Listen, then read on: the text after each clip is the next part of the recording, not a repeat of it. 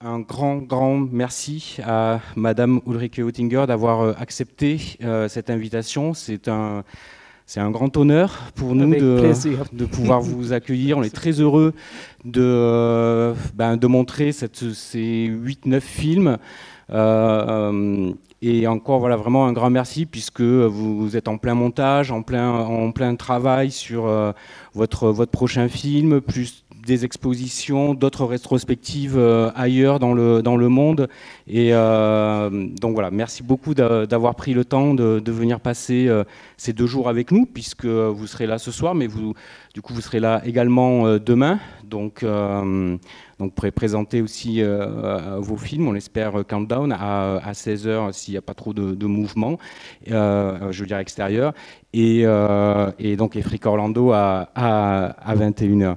Et bien sûr, je vous invite à prendre la parole, à poser des questions, voilà, à profiter de la présence de cette cinéaste exceptionnelle. Euh, je dis cinéaste, mais en fait, je ne sais pas si c'est je sais pas si c'est le bon terme parce que il y a aussi la photographe, plasticienne, il y a voilà, tout un rapport à l'art, mais aussi à l'ethnographie. Et presque, j'ai l'impression que cinéaste ou le cinéma, ce serait peut-être réduire finalement votre œuvre ou votre champ d'action. Même si bon là on est dans une cinémathèque et donc forcément c'est d'abord le cinéma qui nous parle. Peut-être ma première question, toute simple, c'est comment, comme vous avez fait des études, plutôt des études d'art, du coup, comment le cinéma est arrivé dans votre vie voilà, de cette volonté, sachant, et on en parlera tout à l'heure un peu, enfin, au cours de cette discussion plus longuement, j'ai envie de dire que c'est un cinéma qui ne ressemble à aucun autre. Donc voilà, comment c'est arrivé ce désir, ce besoin, cette nécessité de s'exprimer aussi par le cinéma et avec le cinéma. Bon, d'abord, bonsoir et chers amis du cinéma et de la cinémathèque. Et bon, euh, tout avait commencé avec Paris. Quand j'étais très jeune, à 62, j'avais juste 20 ans, je suis allée à Paris.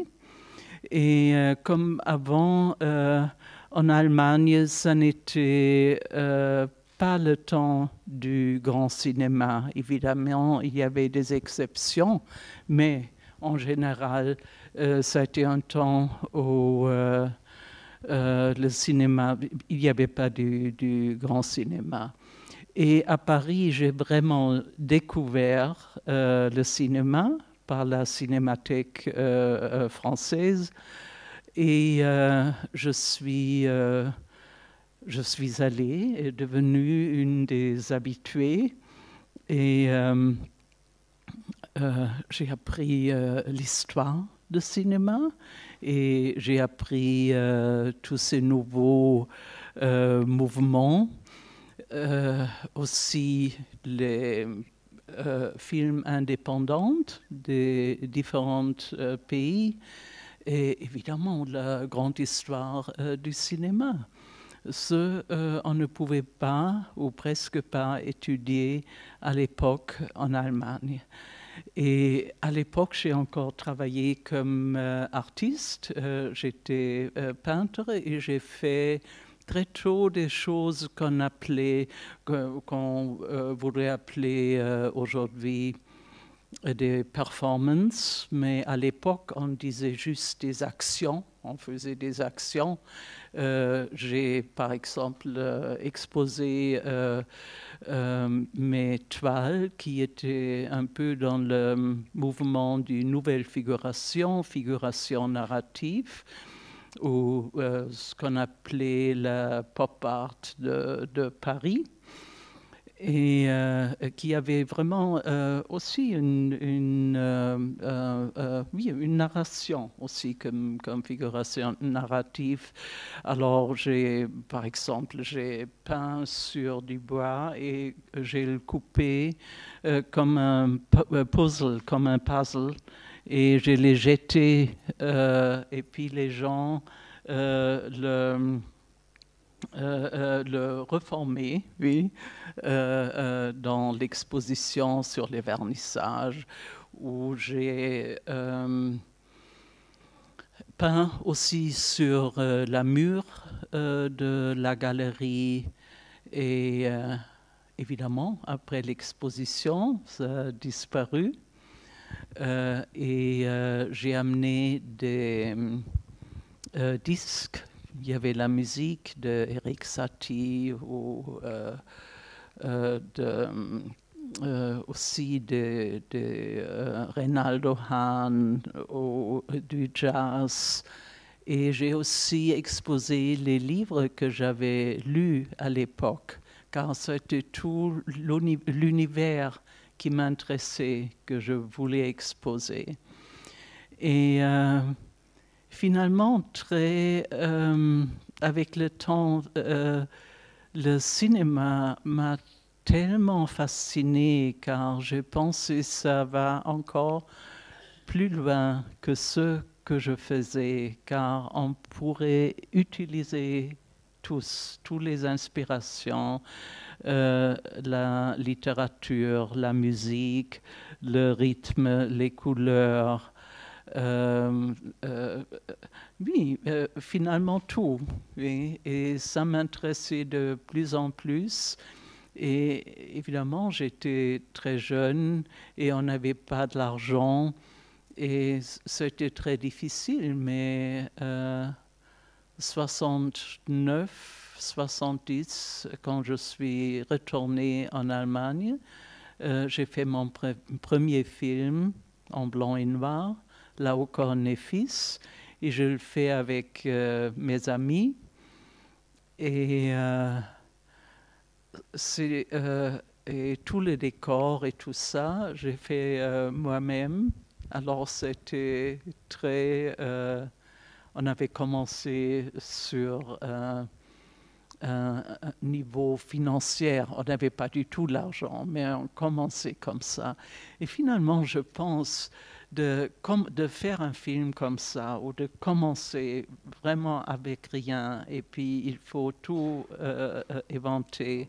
Et évidemment, on a besoin de l'argent pour les laboratoires. Et ça a été... il y avait des gens qui sont achetés mes tableaux, qui m'ont donné un peu de l'argent, toujours pour les laboratoires. Bon, et c'est comme ça que ça a commencé, tout simplement. Et là, du coup, on est vraiment dans l'underground, dans la façon de, dans la production, dans la réalisation, mais aussi, du coup, aussi dans la diffusion. Est-ce que comment justement vos premiers films, il y avait une distribution, il y avait ou c'était plutôt dans des galeries? Comment ça s'est passé? Comment c'est monté, si on veut dire, petit à petit, de cran pour arriver ensuite au film, enfin la trilogie berlinoise, par exemple Non, alors à partir de 73, j'ai vécu à Berlin. Et là, il y avait des petits cinémas qui commençaient à montrer. Et après, il y avait le Arsenal, le cinéma qui existe encore, des cinémas, ici on voudrait dire un cinéma d'art d'essai, mais aussi ça fait partie de la cinémathèque aussi. Alors, il commençait à montrer mes films. Et les 2 premiers films étaient aussi invités par Harald Seemann, qui avait aussi fait la documentaire pour la Biennale de Venise. Mais en même temps, j'ai aussi montré des photos. Mais finalement, à l'époque, j'ai fait les films. C'est une exception dans les galeries. C'est devenu plus tard, quand beaucoup d'artistes ont commencé à faire du cinéma. Et puis les galeries les musées étaient de plus en plus intéressés de les exposer. Alors c'est venu beaucoup plus tard. Avant, ça a été l'exception que la Biennale de Venise avec Harry Seemann, très tôt. Mais je sais pas, quand j'avais 4 films, c'était la Cinémathèque à Paris avait aussi montré mes films. Ouais. C'était plus tard, c'était déjà 69 ou non, 79, oui, ouais. 79, oui. Et alors, est-ce que, du coup, pour parler justement de votre cinéma, donc bien sûr, il y a, enfin vous l'avez vu, mais il y a une partie, on va dire, fiction pure et une partie documentaire. Encore que il puisse y avoir des perméabilités entre. Je veux dire, il n'y a pas de, vous êtes quelqu'un qui cassait les codes, qui cassait les genres. Et je voudrais juste citer une phrase. Je vais mal la citer parce que c'est dans Johanna d'Arc et c'est Delphine Seyrig qui le dit, et elle le dit divinement bien. Donc, mais c'est au tout début du film, donc vous pourrez l'écouter tout à l'heure, puisque le film passera tout à l'heure, et bon voilà, je pense que vous entendrez mieux le texte dit par Delphine Seyrig. C'est au tout début, donc avec ce plan dans le wagon, c'est un plan séquence avec la caméra très mobile, on fait tout le tour, il y a une boucle, et elle dit, elle parle de la confrontation avec la réalité. Et elle dit l'imagination doit-elle redouter sa rencontre avec la réalité, ou bien s'attirent-elles mutuellement? Peuvent-elles s'allier? Sont-elles transformées par leur rencontre? Échangent-elles leur rôle? Et cette question de l'imaginaire et de la réalité, de cette rencontre, j'ai l'impression que c'est le cœur même de votre cinéma. Et alors, du coup, j'ai l'impression que Johanna d'Arc, et je me demandais si c'était pas, puisque dans la construction du film, on va, j'ai envie de dire qu'on va vers la fiction, on va du studio vers le monde extérieur et vers le réel. Et donc il y a cette rencontre entre la réalité et l'imagination. Et qu'en même temps, je me demandais, si c'était un film charnière, du coup, de ce passage, puisque les films précédents étaient beaucoup plus dans quelque chose de, on va dire, de surréaliste. Et ensuite, après Johanna d'Arc, on ira davantage vers le documentaire. Donc peut-être est-ce que c'est un film transition? Est-ce qu'il y a vraiment ce passage-là? Et cette question de cette rencontre entre l'imaginaire et la réalité, est-ce que vous pouvez nous en parler, si ça fait sens à votre idée? Oui, évidemment, c'est déjà le programme, c'est toute l'introduction pour le film. Oui. Et évidemment, ça parle aussi de mon cinéma. Oui.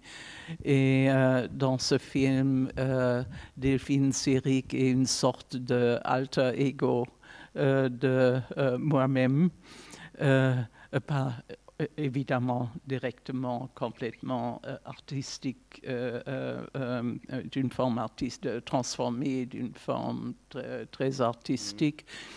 Et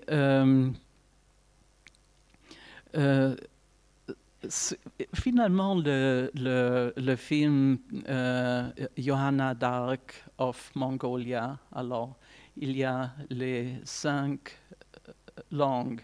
Oui, il y a Johanna, c'est l'allemand, d'Arc, le français, of l'anglais et Mongolia, le latin. Oui. C'est fait exprès car tous les dialogues sont, dans le train sont différentes langues. Et c'était très important pour moi. Et le film est construit un tout petit peu comme une opéra. Il y a chaque protagoniste arrive sur scène et raconte ce qu'il est, ce qu'il veut faire. Alors, ce n'est pas un film psychologique, c'est plutôt un film qui explique comment les différents gens réagissent sur une autre scène. Oui, alors d'abord, il se présente soi-même et dans les dialogues qu'il y a dans le train. D'ailleurs, le train, c'est comme un musée de l'Europe, ce qui était à l'époque vraiment. Alors, mais le train est aussi, avec tous les objets et le mobiliaire qu'il y a dedans, ça montre l'Europe. Et les personnages sont des différents temps. Alors, ce n'est pas seulement Delphine Seyrig, c'est un peu un personnage du passé, comme on avait les grands voyageurs qui avaient qui était, il y a un mot en allemand que je n'ai Privatgelehrte à l'époque. Il y avait des gens qui savaient beaucoup et qui n'étaient pas à l'université, mais qui étudiaient pour soi-même et sont publiés des livres et tout ça. Alors, c'est quelqu'un d'une autre époque, oui. Et après, il y a la jeune fille Giovanna, qui est quelqu'un de l'époque. Et puis, il y a la professeure allemande qui a très peur des autres cultures, des autres choses. Alors, il y a plein de figures qui sont très différentes et qui se présentent. Et après tout ce groupe de gens est expulsé et dans le désert du Gobi. Et puis, il y a des différentes réactions et tout ça. Et ça m'a intéressé de ce contraste. Ça m'a beaucoup intéressé entre les différentes réactions envers l'inconnu, l'autre culture, de ce qui va passer et tout ça. Et sur la question du passage, du passage de l'imaginaire au réel, sur cette, Oui. sur cette idée, est-ce que par exemple, est-ce que ça veut dire que dans les films précédents, je sais pas, enfin Frick Orlando ou Dorian Gray, est-ce que, je pense surtout à Frick Orlando qui vraiment a quelque chose de très surréaliste, et en même temps on sent une forme de réel derrière toute cette mise en scène qui est très opératique et happening aussi. Je trouve qu'il y a un peu, il y a un peu de ça.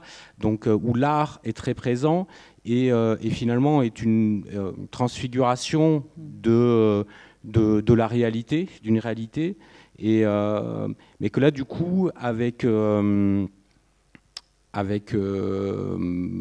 Johanna d'Arc of Mongolia, c'est comme si la réalité n'avait plus besoin de, je sais pas, presque, enfin, je sais peut-être pas le bon terme, mais d'artifice pour s'exprimer. Est-ce que vous sentez une dichotomie entre ces films? Est-ce qu'on peut faire une différence de période comme ça, ou pour vous, c'est exactement, il n'y a pas de transition? Oui, évidemment, il y a des transitions, mais dans chaque film, c'est d'une façon différente. Alors, pour revenir à... Parce qu'après, par exemple, il y aura Countdown qui est plus... Oui, c'est un documentaire, mais quand même, il y a une relation. Mais je peux peut-être expliquer comme j'essaie dans le film, aussi dans la forme du film, montrer quelque chose de très spécifique. Alors, Johanna d'Arc of Mongolia, la première partie qui passe dans le train, et le train, c'est dans le studio. Et j'ai utilisé exprès des formes un peu démodées, oui, des années 20 ou 30 qu'on avait, par exemple, l'étoile peinte. Oui, l'étoile peinte qui tourne, oui, pour montrer Siberia, le verre et tout ça, quand il transporte les gens. Mais là, on a seulement la fantaisie des gens de l'extérieur et de l'autre culture. Alors il y a tous les gens qui racontent des choses et ils regardent, ils voient le verre, oui, qui se tourne, mais il y a seulement le regard de l'intérieur à l'extérieur et jamais de l'extérieur à l'intérieur. Et c'est très important, car comme ça, on voit que les gens sont dans un hôtel ou sur une île, oui, et sur ces... ils vont vers très linéaires, oui, mais ils sont dans le train. Oui, et on va jamais. Ils racontent ce qu'ils pensent qu'il y a dehors ou les choses qu'ils ont entendues et tout ça. Et après, ils sont dehors, ils ne sont plus sur cette île où il y a le restaurant, le wagon-restaurant, il y a une bibliothèque, il y a tout ce qu'ils sont habitués de chez soi. Il y a tout à fait autre chose. Et là commence aussi une partie, évidemment, c'est complètement mise en scène, mais c'est quand même une partie qui est plus proche du documentaire. Oui? Et au début, c'est la fiction. Et en même temps, tout le film, c'est aussi un film sur les différentes formes des narrations. Oui? Toutes les sortes de narrations. Aussi le musical américain, avec aussi une américaine, musical star, voyage. Alors c'est très typicé les personnages. Et alors d'abord il y a les formes de entertainment, oui, il y a la conversation, il y a la narration, et après c'est le temps épique des Mongols. Oui, alors il y a les grands épopées mongoles, et puis là, ça devient un autre monde. Oui, et c'est aussi le temps des Mongols qui est différent que les temps de, dans le train. Oui. Ça, le temps, ou le temps, j'ai envie de dire le temps, la durée, la durée des films, et le temps, les époques, ça c'est quelque chose aussi qui est extrêmement présent dans votre cinéma. J'ai l'impression que c'est la recherche de temps mythique. J'ai l'impression qu'il y a vraiment quelque chose de l'ordre, ouais, vraiment du mythe et de la mythologie qu'on sent vraiment dans Joanne d'Arc, mais même dans d'autres, même dans d'autres films.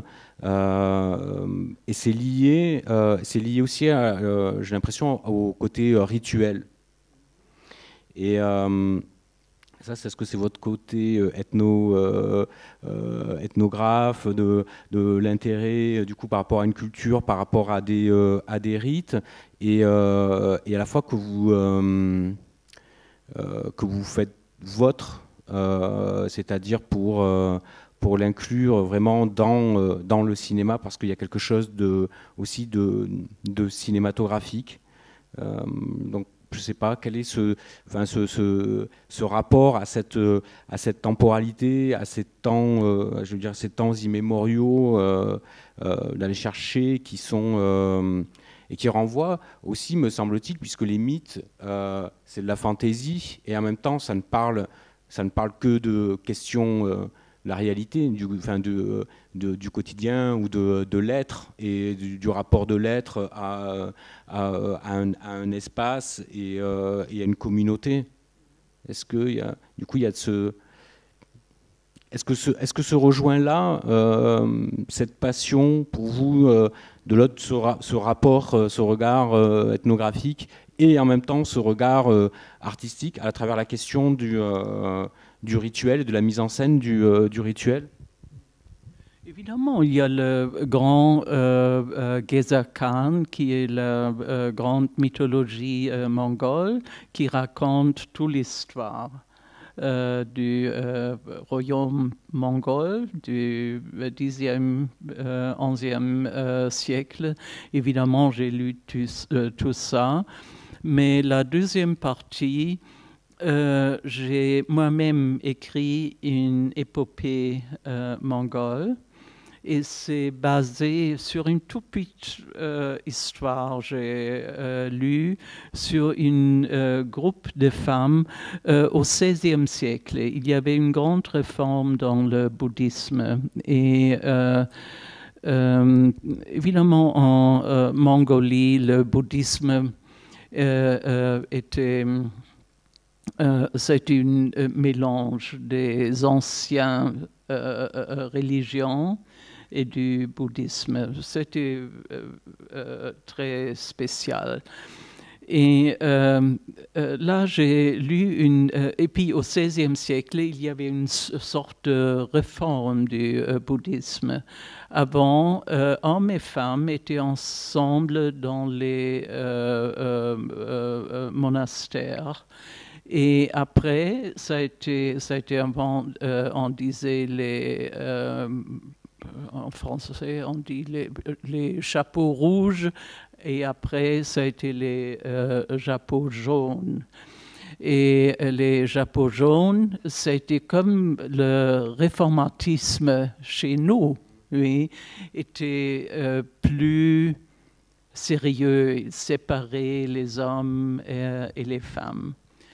Évidemment, en Mongolie, alors il y avait beaucoup d'hommes qui étaient dans les monastères, car les temps des grandes guerres mongoles étaient terminés. Il y avait beaucoup d'hommes qui étaient au XVIe, XVIIe siècle dans les monastères. Et là, j'ai lu dans un texte une chose qu'un jour, une princesse mongole avait demandé quelques autres femmes d'y aller ensemble au monastère Kumbum, un très grand monastère de réforme des Mongols, et pour faire des offrandes et donner, pour faire des offrandes, oui. Et je trouvais ça intéressant, et puis de tout ça, j'ai développé une épopée. Et là, je suis allée en Mongolie 3 fois pour trouver tous ces grands chanteurs qui pouvaient encore chanter et qui connaissaient encore toutes ces grandes épopées et qui, juste à l'époque où j'étais là, en hiver, sont travaillés de yourte à yourte pour chanter, car il y a des longs hivers et puis il n'y a pas beaucoup de choses à faire. Alors ces épopées peuvent durer 6 jours, oui, avec évidemment des interruptions, mais ça continue et continue. Et alors, moi-même, j'ai écrit une épopée et j'ai déjà essayé de trouver ce rythme, mais après, les Mongols ont traduit en mongol. Et les chanteurs eux-mêmes, ils ont fait le bon rythme et après, ils ont donné une grande présentation de cette épopée. Et ça a été fantastique. Ça fait peut-être 10 années qu'un ethnologue m'avait appelé à Berlin et m'a dit « Mais est-ce que vous savez que cette épopée est toujours chantée et présentée ?» Et je trouvais ça évidemment fantastique. Puis, ils ont beaucoup aimé l'histoire, car c'était vraiment fait dans leur monde et leurs idées de tout ça. Et alors, il faut s'imaginer, il faut aller ce sont des nomades. Alors d'abord, il faut les trouver. Oui? Et après, quand on revient, il faut les retrouver. Oui? Alors, j'ai trouvé tous ces gens fantastiques qui avaient des vieux costumes traditionnels d'après lesquels on avait fait des nouveaux costumes, car quelquefois les vieux costumes étaient trop usés et trop habillés, c'était trop dangereux. Oui. Mais quelques-uns on a utilisé et des autres on a fabriqué. Moi, j'avais pendant 3 ou 4 années acheté des soies et je sais pas, des milliers de mètres de soie et tout ça. Et puis on avait fait tout ça car j'avais aussi trouvé des dessins d'une femme d'un ethnologue russe qui avait dessiné tous les détails des différents costumes, des différents groupes mongols. Alors, on était vraiment bien préparés. Et pour la deuxième voyage, j'ai amené la femme qui faisait les costumes. Et on a regardé tout ça et on l'a fait. Et puis, ça a été fantastique. Il y avait une fois une grande mère qui me disait, mais moi, j'ai encore ce sont des chapeaux énormes avec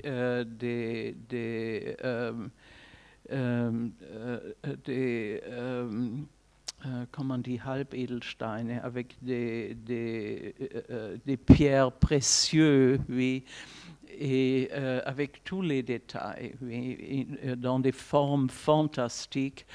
Et vraiment, les Mongols, ils ont très vite compris que c'est un film où leur culture, qui était très méprise par les Chinois, en Mongolie intérieure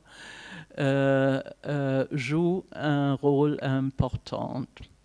Et pour ça, ils m'ont tous aidé. Oui. Aussi pour les mises en scène des rituels, ils m'ont beaucoup aidé. Il y avait une vieille femme avec laquelle j'ai toujours discuté, où il y avait comment on dit, d'un cloître. C'était le premier moine d'un cloître bouddhiste qui est venu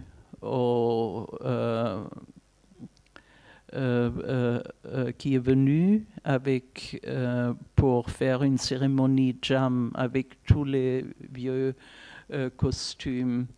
Alors évidemment, c'était une vraie cérémonie et les Mongols étaient très contents car les Chinois ne voulaient pas qu'ils parlent mongol, ils ne voulaient pas qu'ils sont des bouddhistes. Aujourd'hui, c'est devenu une attraction touristique, c'est différent. Mais à l'époque, ça n'était presque pas possible. Et pour ça, il se passait plein de choses qui étaient aussi pour les Mongols très importantes. C'était important que quelqu'un d'un autre pays vienne et a une grande appréciation pour leur culture. Et pour ça, j'avais ils ont collaboré et ils m'ont vraiment beaucoup aidé. C'était un temps fantastique et tout le monde voulait être présent. Un jour, quand on avait fait la grande scène, alors toutes les familles avec tous leurs animaux sont arrivés ensemble, pas seulement les gens qui étaient choisis à jouer. Bon, ça se passait comme ça.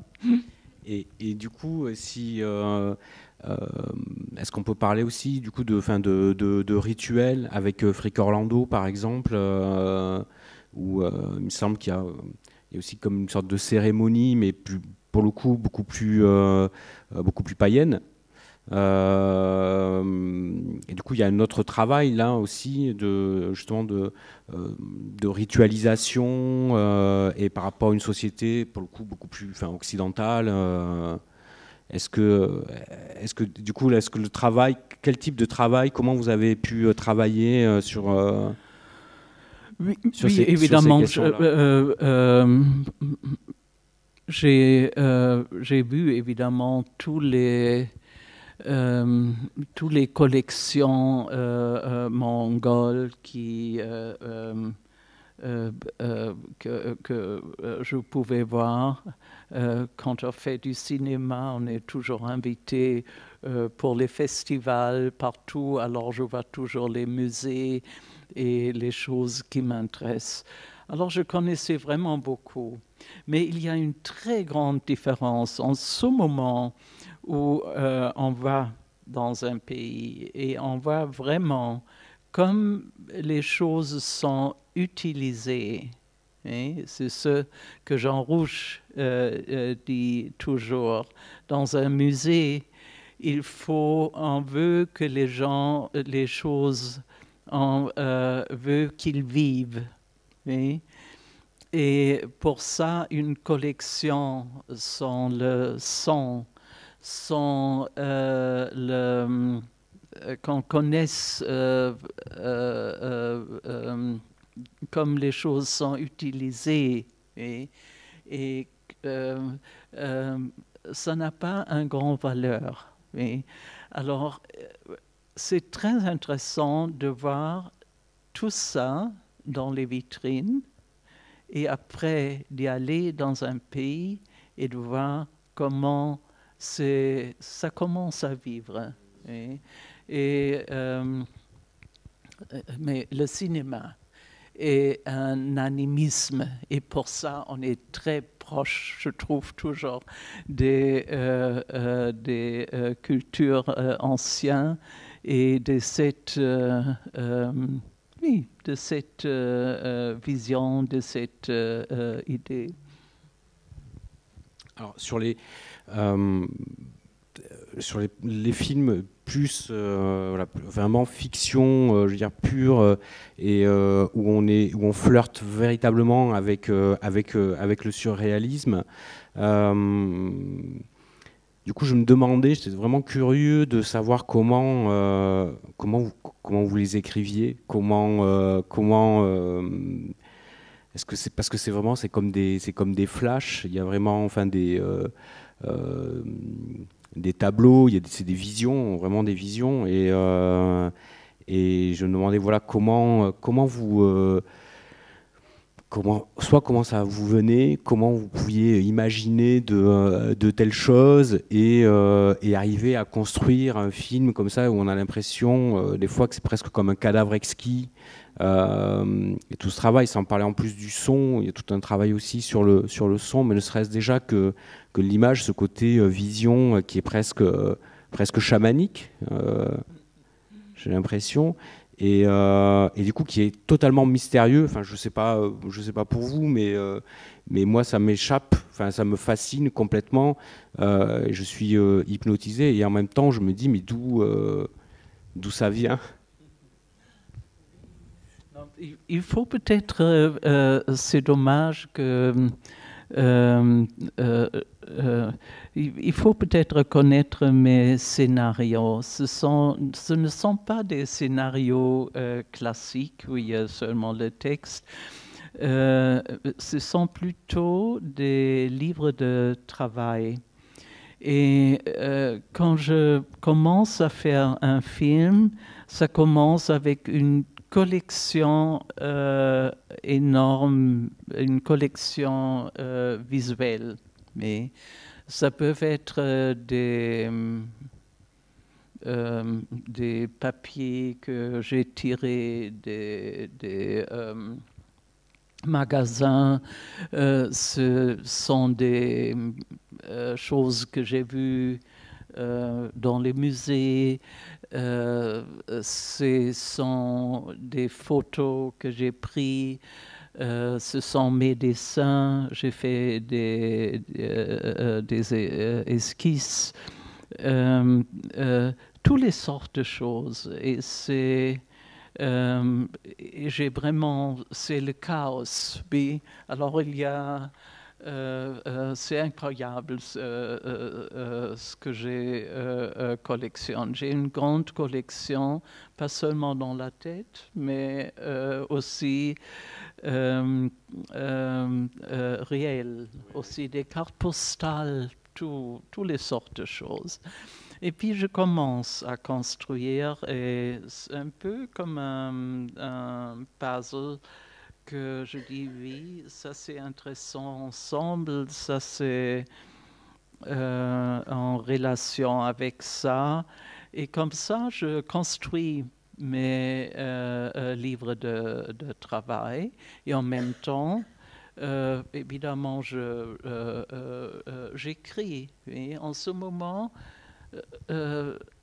ça reste très très longtemps dans ma tête, mais il y a un moment où je sais, maintenant je commence. Et là, c'est pour 3 ou 4 ou 5 ou 6 semaines, je m'enferme et j'écris. Et c'est comme... je ne peux pas l'expliquer, mais c'est comme ça. Il me faut une grande, quand c'est une sorte d'une très haute concentration. Oui. Et du coup, c'est un peu, enfin, je reviens, ça me fait penser à votre action avec le tableau découpé forme puzzle et qui est jeté et finalement au spectateur de remettre de remettre les morceaux ensemble pour reconstituer l'œuvre. Mais finalement, c'est un peu de la même façon que vous travaillez à partir de différents éléments et qui sont comme un puzzle comme ça, et vous allez reconstruire, enfin construire plutôt, mais construire construire votre film. Oui, bien sûr, oui, c'est comme ça, c'est un mosaïque. Mais vous savez, c'est comme dans un mosaïque, quelquefois vous avez des pierres très précieuses et fantastiques, mais ça ne va pas dans l'ensemble, oui, et vous le laissez à part. Ou, oui. Est-ce que vous avez des questions? Oui, probablement. Il faut, il faut, avec des questions ou des faut pas hésiter. remarques.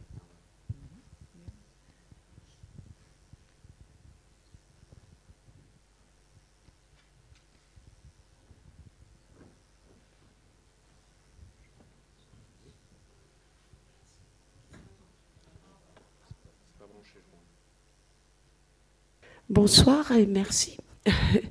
Je voudrais vous demander si vous pourriez me parler de Aller jamais retour. En fait, je connais peu vos films. J'ai vu Shanghai Exil avant-hier et j'ai vu Aller jamais retour il y a 38 ans. Et donc, il a suffi que je vois ce film. C'est quelque chose qui m'est resté, je me souviens de rien, mais je l'ai en mémoire, si vous voulez. Et donc, puisque vous nous gratifiez de votre présence, est-ce que vous pouvez me dire rien que le titre déjà? J'ai toujours pas compris. Aller jamais retour. Enfin, c'est quelque chose qui m'a beaucoup. Voilà, et je vais revenir le voir la semaine prochaine. Merci.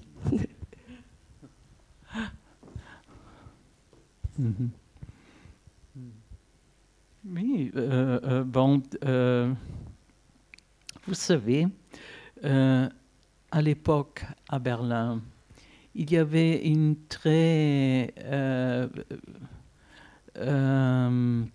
grande discussion qui était vraiment violente à l'époque entre les gens.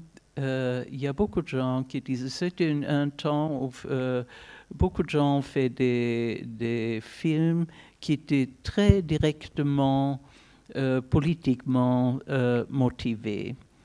Et on disait toutes les autres choses n'ont pas de valeur si on ne parle pas directement des choses et pour changer la situation et tout ça. Et moi, j'ai opponé, j'étais dans une opposition à ça, et je dis, il faut aussi penser à la forme. Si on veut dire quelque chose, il faut trouver une forme pour ça. Et pour ça, j'ai fait un dialogue entre deux facettes d'une personne. Oui. Alors, une personne, c'est la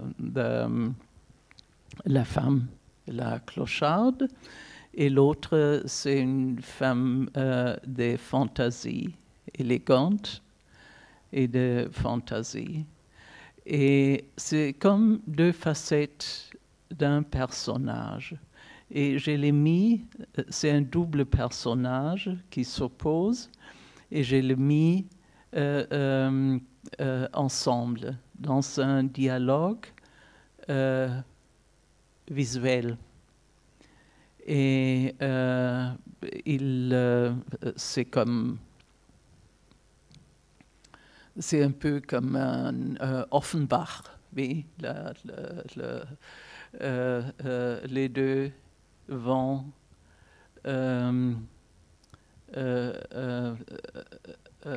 marche, c'est comme une ethnographie de deux femmes ivrognes qui marchent dans la ville et qui passent par des milieux complètement différents. Et ça m'a beaucoup intéressé. Et pour ça, c'est...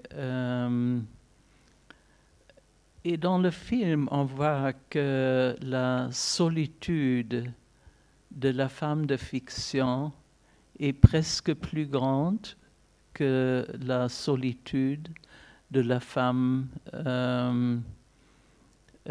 plutôt réalistique ou naturalistique. Et c'était pour moi la réponse filmique à cette question.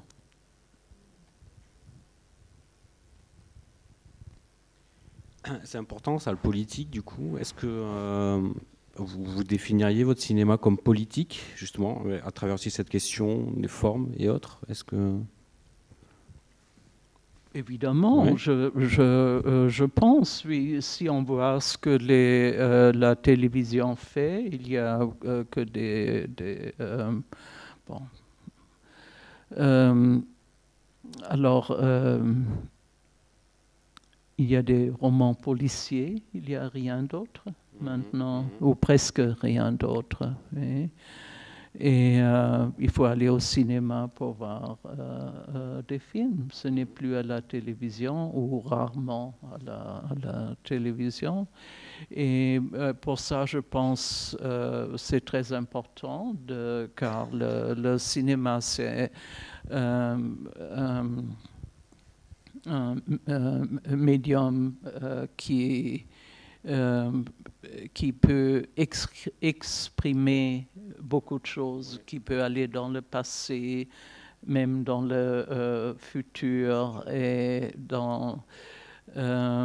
peut faire des choses qui sont parallèles, qui se passent parallèles. Et c'est très intéressant et on peut faire beaucoup de choses avec. Oui. Et moi, je trouve que c'est important de ne pas seulement faire ce genre oui, je suis vraiment déçu ce qu'on fait. Il n'y a vraiment que des romans policiers. En Allemagne, c'est comme ça.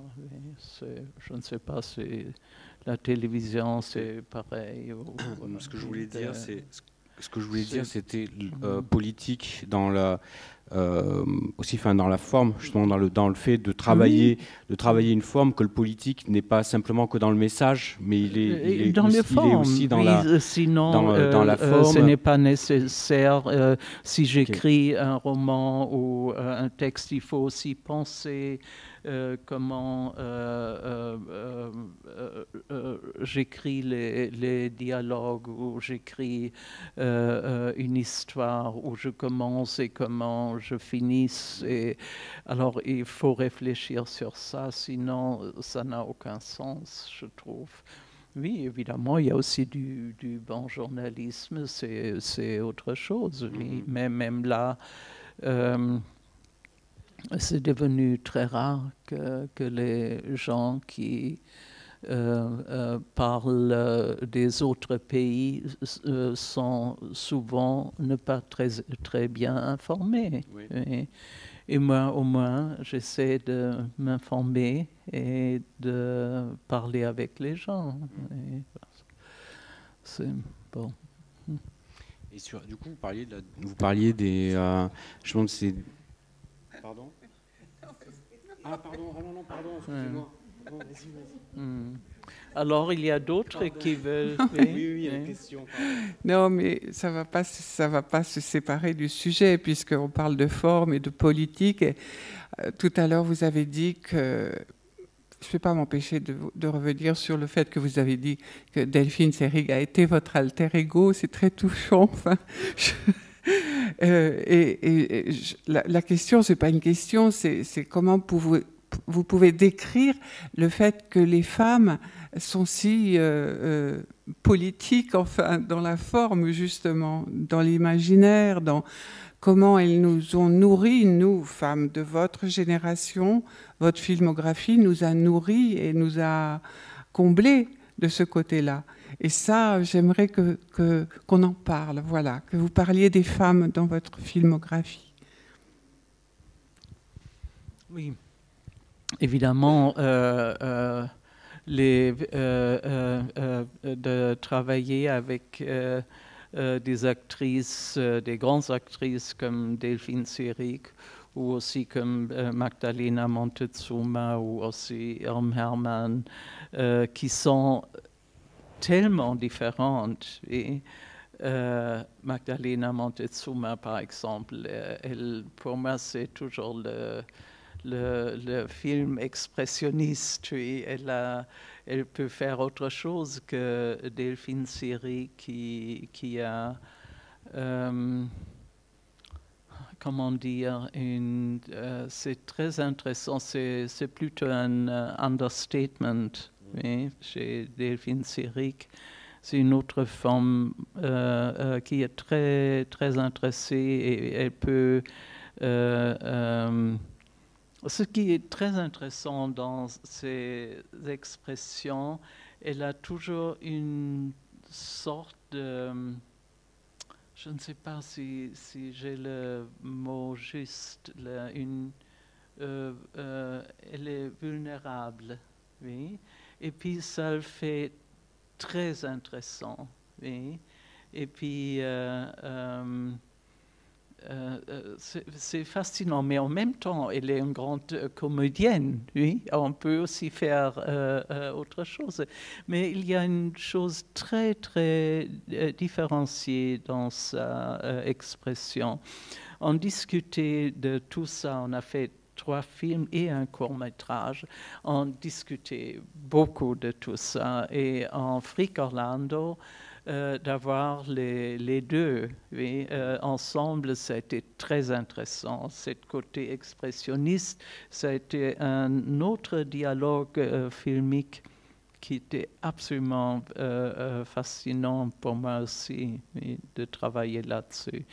On discutait beaucoup comment on doit faire les choses.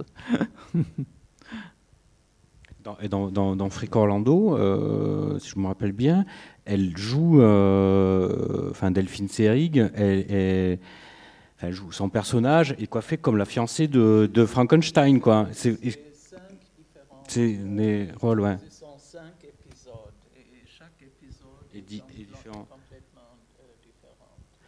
Mais du coup, ça me fait penser par rapport à cette question de expressionnisme, de l'expressionnisme, mais du coup, est-ce que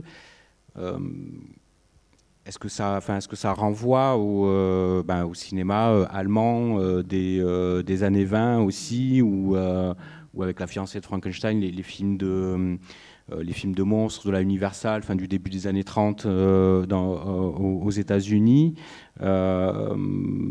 Il y a aussi une référence à Mabuse. Oui, Dorian Gray. Dans Dorian Gray. Oui, bien sûr. Voilà. Est-ce que du coup, il y a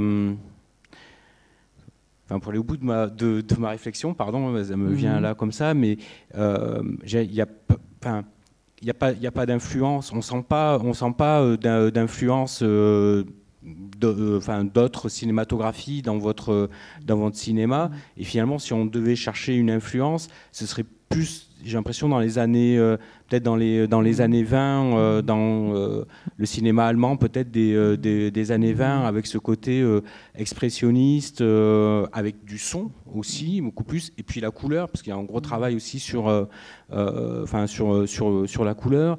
Et est-ce que du coup c'est juste des clins d'œil, ou est-ce qu'il y a quelque chose quand même de matriciel là dans votre rapport au cinéma et dans votre façon de construire une histoire et des plans? Évidemment, c'était le temps du grand cinéma qui travaillait avec des images. Oui. Évidemment, ça m'intéresse beaucoup, mais il y a aussi, je sais pas, il y a des cinémas, des formes de cinéma très différentes qui m'intéressent, oui. Mais c'est la recherche des images, oui, ça m'intéresse beaucoup. Oui. dans des autres cinémas. Ouais. Peut-être dans la peinture aussi, éventuellement?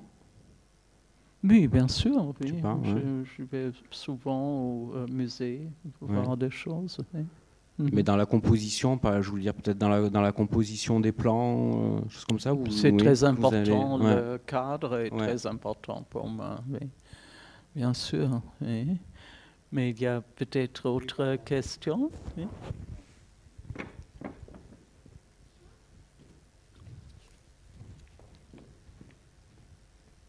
Je ne vois pas très bien à cause de lumière. Ah, oui. Bonsoir et merci pour le bonheur que vous m'avez procuré dans les films que j'ai vus. Je ne connaissais pas votre cinéma, mais j'ai vu Dorian Gray et hier soir Unterschnee.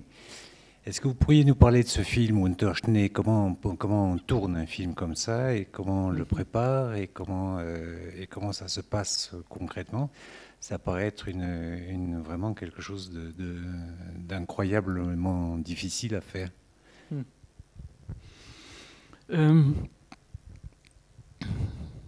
Ce n'était pas trop difficile, non? J'avais l'aide des gens là que j'ai visités, mais la région est vraiment fascinante. Et ce sont 3 villages qui étaient... c'est un lieu qui était au Japon, c'est toujours derrière toutes les montagnes. Alors c'était pour les Japonais un lieu où quelquefois ils se moquaient un tout petit peu de cette région. Mais dans cette région, elle est très connue car là, on fabrique tous ces... le tissu, le crêpe, très spéciaux. Et pour ça, c'est très connu aussi. Dans le passé, ça a été très connu. Et il y a ces 3 villages. Et car l'hiver est très très long, c'est un peu comme en Mongolie. Mais les gens, il faut qu'ils... vous comprenez, la vie là, c'est très difficile. Alors, il faut une grande intelligence des gens pour survivre. Et aussi, non pas seulement survivre, aussi pour vivre d'une façon agréable et pour avoir la culture. Et ils sont tous devenus des fans, ils sont fascinés par le kabuki. Alors, dans tous les villages, il y a des groupes kabuki.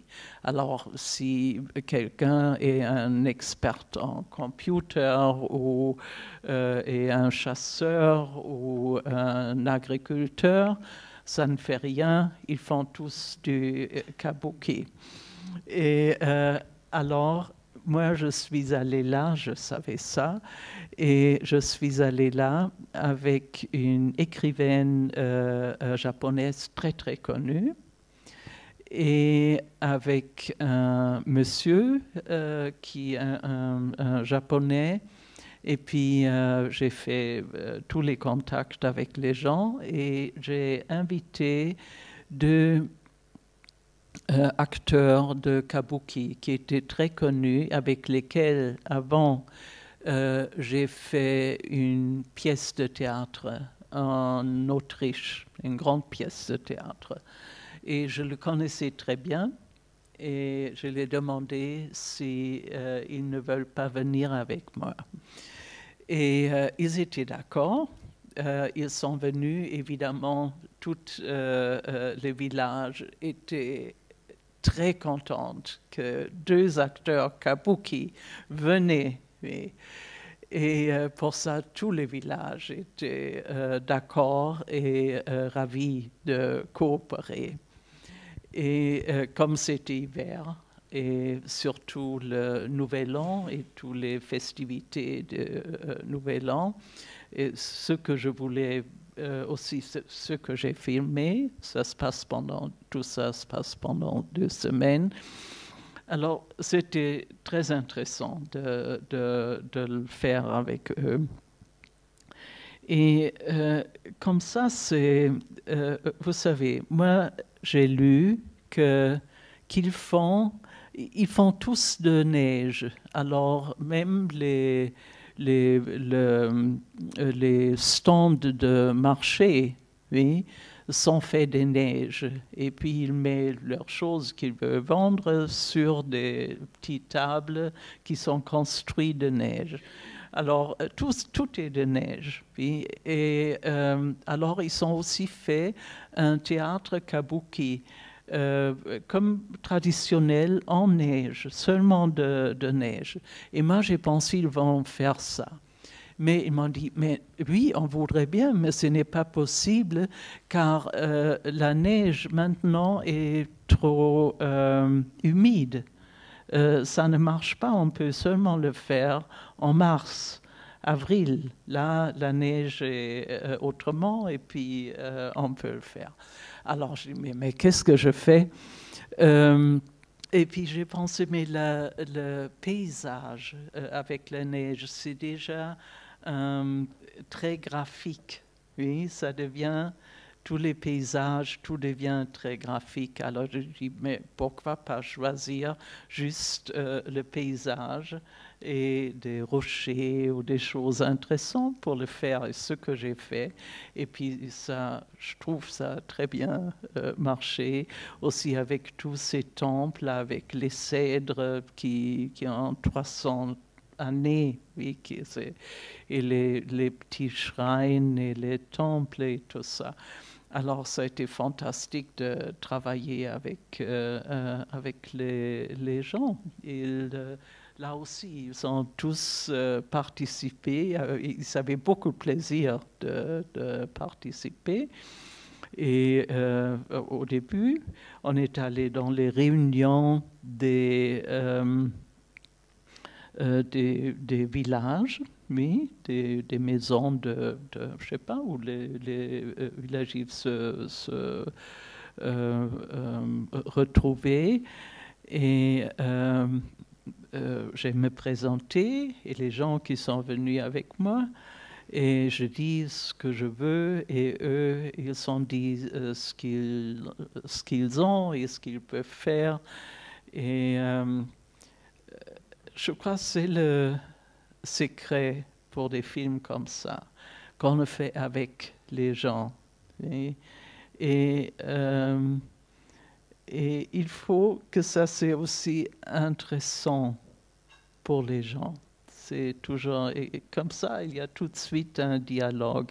Et vous savez, si j'arrive avec mes livres, avec mes grands livres, il y a plein de photos où je suis entourée des gens qui regardent les livres, et puis il y a des choses d'eux, oui, dans le livre, des photos, des choses que j'ai collectionnées, et ils comprennent tout de suite que c'est pas seulement quelque chose qu'on fait comme ça ou par hasard. C'est quelqu'un qui est venu, qui avait lu ce qu'il y a dans la région, ce qui est là, et puis il dit, oui, moi j'ai ça, et ça c'est ma grand-mère avait fait ceci ou cela. Et on a tout de suite dans un dialogue très naturel. Il ne faut pas poser des questions comme un inquisiteur, et ça c'est très naturel. Et comme ça se produise, oui, un film comme ça. Pour ça, je dis, c'est facile. Pardon? Vous avez fait un seul séjour là-bas ou plusieurs? C'était le film, je crois, le temps le plus court dans lequel j'ai fait un film. Je crois que c'était fait en 4 semaines. Et vous ne connaissiez pas le pays avant? Pardon? Vous ne connaissiez pas le pays avant? Le pays, oui, mais pas cette région. Oui. Mais j'ai lu tous ces livres de Bokushi Suzuki qui étaient dans 1860. Il était un marchand de tissus, de ce crêpe, et il était un grand écrivain et il faisait des dessins. Il avait tout écrit sur cette région et je connaissais évidemment et comme j'ai des amis japonais, on avait beaucoup discuté ça avant.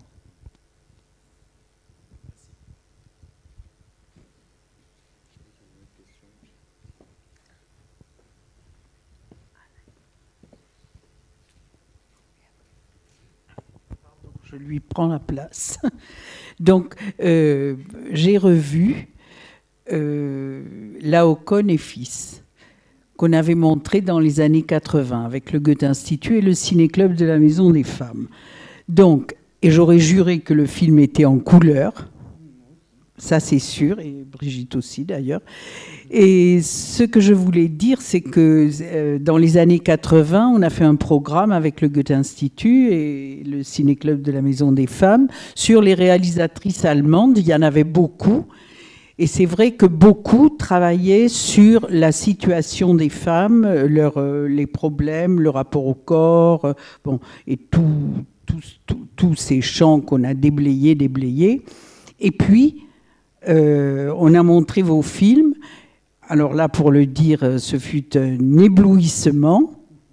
On a donc montré l'éblouissement des matelots bleus, Laocoon et Fils et Madame X, une souveraine absolue. Voilà. Et ce qui, pour moi, et je crois pour beaucoup de femmes aussi, a été exceptionnel, c'est que on s'est dit, un cinéma comme ça est possible. Parce que dans notre imaginaire, on avait aussi des images qui nous arrivaient, qu'on avait vues. Bon, voilà. Donc pour ça, je vous remercie beaucoup. Parce que je pense que vous avez ouvert la voie à une liberté dans le cinéma. Pour beaucoup de gens et beaucoup de femmes surtout. Et je voulais savoir si vous êtes consciente de ça. Vous l'avez senti ou ressenti? Non, j'étais toujours très étonnée par les réactions, à l'époque, quelquefois très violentes. Et ça a changé complètement. Et maintenant, c'est devenu... évidemment, ça a beaucoup changé, mais à l'époque, c'était... Pas le thème, mais la forme était pour beaucoup de gens choquant. Oui. Car on ne connaissait pas ça. Et moi, j'étais toujours très surpris par ces réactions. Oui.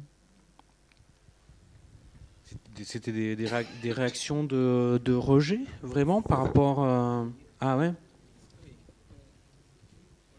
Mais à l'époque, ça a été aussi très... les discussions étaient plus violentes. Maintenant, évidemment, ça devient encore violent, mais d'une autre façon. Mais, du coup, pardon, c'était sur la forme. Non, le choquant était la forme. Oui, sur la forme. Mais c'était pas tant sur le fond, parce que, Françoise, la question, c'était aussi sur justement de votre rapport par rapport au combat aussi féministe de ces questions-là. Du coup, est-ce que c'est d'avoir la conscience d'ouvrir des champs possibles. Il n'y a pas de rejet par rapport à ça, par rapport à ce travail. Je ne sais pas, non.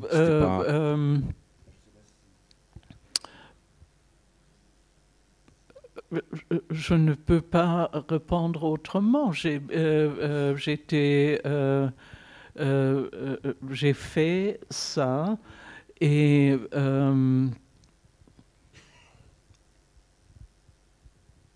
mais ça a été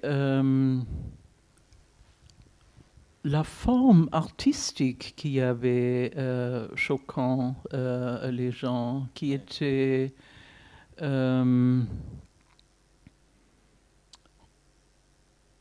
ils ne pensaient pas qu'on pourrait parler de cette façon d'un thème, mais c'est ça, ça n'était pas le thème, ça a été oui. C'était la forme. Oui, évidemment, j'ai utilisé le genre pirate, oui, qui était. Moi, pour moi, c'était comme une comédie, oui, mais qui avait quand même un peu.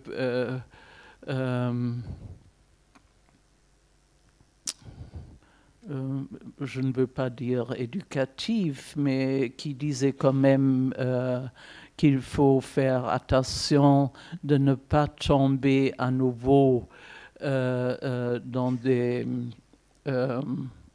conventions ou des idéologies. Oui. C'était un film qui n'était pas idéologique. Oui. C'était un film qui disait qu'il faut avoir des alternatives, et il faut jouer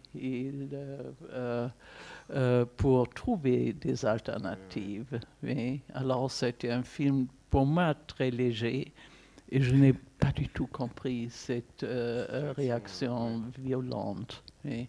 Et maintenant c'est devenu comme une figure de proue de mouvement des femmes, mais à l'époque, ça n'était pas du tout ça, oui. Je suis toujours étonnée quand on le voit comme ça, mais c'est intéressant. Depuis longtemps, je voudrais aimer de faire quelque chose sur la réception des films. Maintenant, je suis assez âgée pour avoir toutes les réactions différentes sur mes films, et c'est vraiment très intéressant, oui, comment ça change, oui. Ça change toujours, ça change dans les différentes cultures. Je me souviens quand le film était montré en Inde, alors là, ce sont des cinémas un peu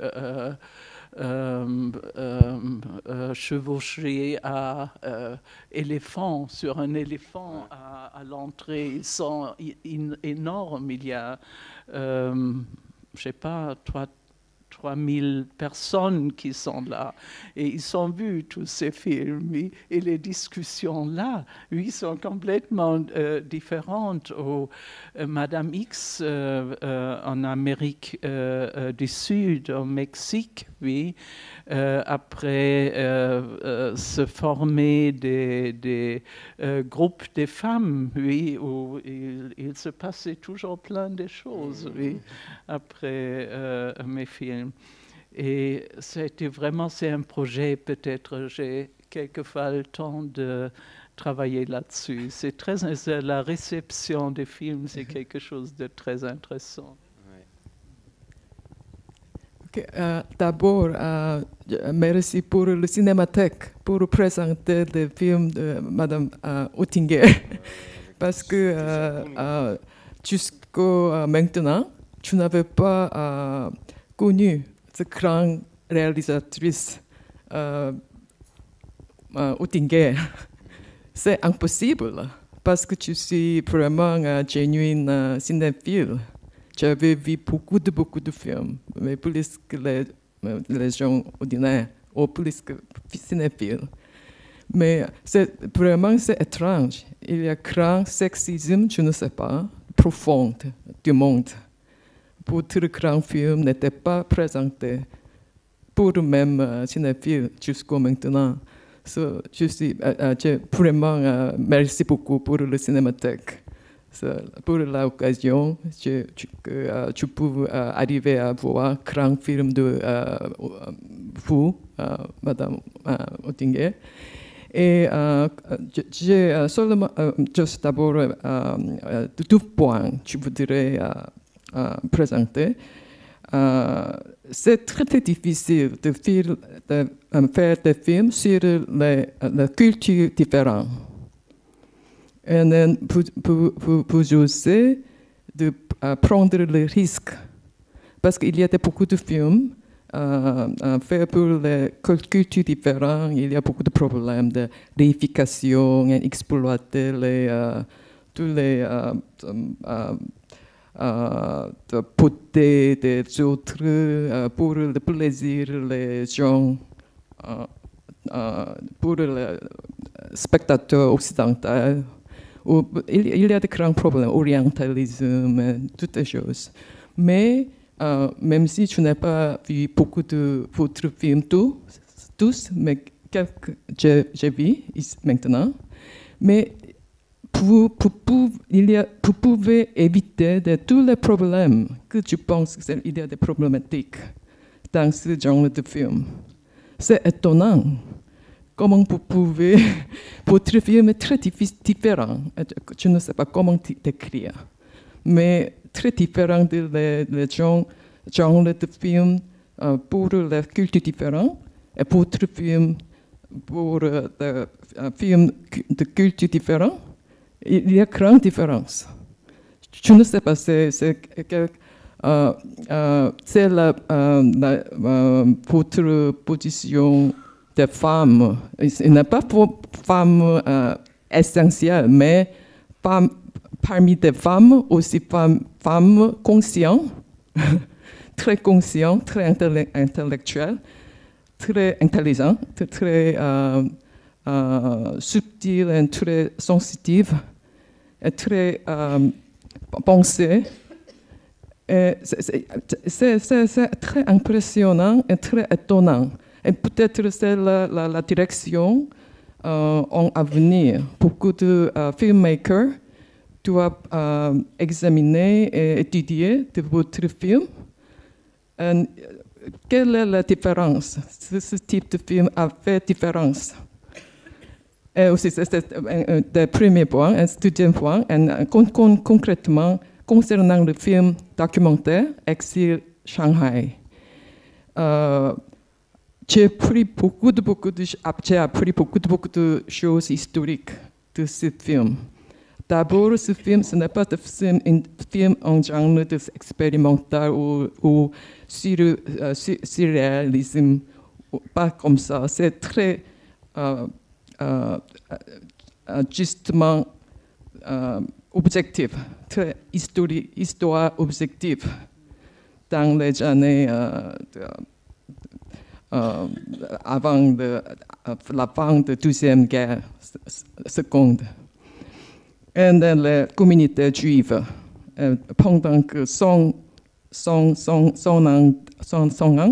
d'histoire des Juifs dans Shanghai, à Shanghai. Et quelle est votre motivation pour lancer à faire ce film sur la communauté juive et aussi de collecter les footage archives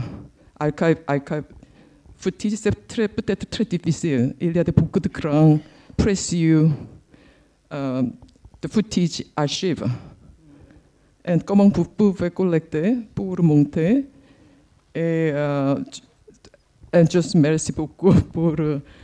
j'ai appris beaucoup de choses pour votre film. Merci.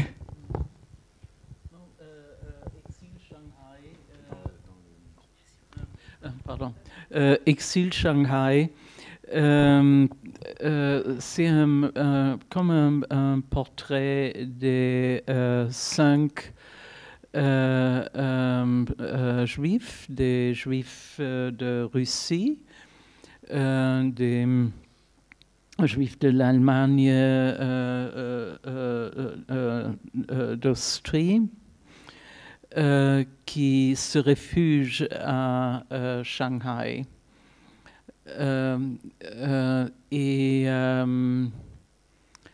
Shanghai, à l'époque, était un lieu très intéressant. D'abord, c'était une grande métropole.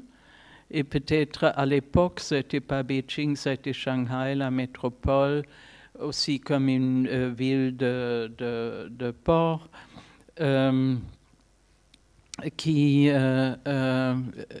la seule qui avait aussi quelque chose comme Berlin à l'époque, qui était très important dans les années 20, une littérature des métropoles, oui, comme à Berlin. Et à 7 ans, ça a été la fin du colonialisme. Et en même temps, à Shanghai, il y avait tous les pays et personnages qui étaient involvés de deux côtés dans la Deuxième Guerre mondiale étaient présents à Shanghai. Donc, c'était comme un modèle de la situation mondiale, Shanghai. Et puis, ça a été le lieu où on pourrait partir pour expliquer tous ces problèmes virulents de l'époque. Et alors, les Juifs russes sont allés d'abord... c'était avant, c'était au 19e siècle, et après il y avait tous ces grands pogroms en Russie. Beaucoup de Juifs sont allés à Harbin et des lieux comme ça, car ils étaient plus tranquilles là. Ils ont développé des grandes communautés. Et après, alors, ils avaient une autre relation avec les Russes et aussi les Japonais, car ils connaissaient, comme ils ont vécu à Harbin, ils les connaissaient déjà. Mais les Juifs allemands ou de l'Autriche, ils avaient une autre situation. Ils sont partis au dernier moment. Et ils pouvaient être heureux qu'ils ne pouvaient rien amener, pas de l'argent, pas... Alors même des gens qui étaient très riches en Allemagne n'avaient plus rien quand ils sont arrivés à Shanghai.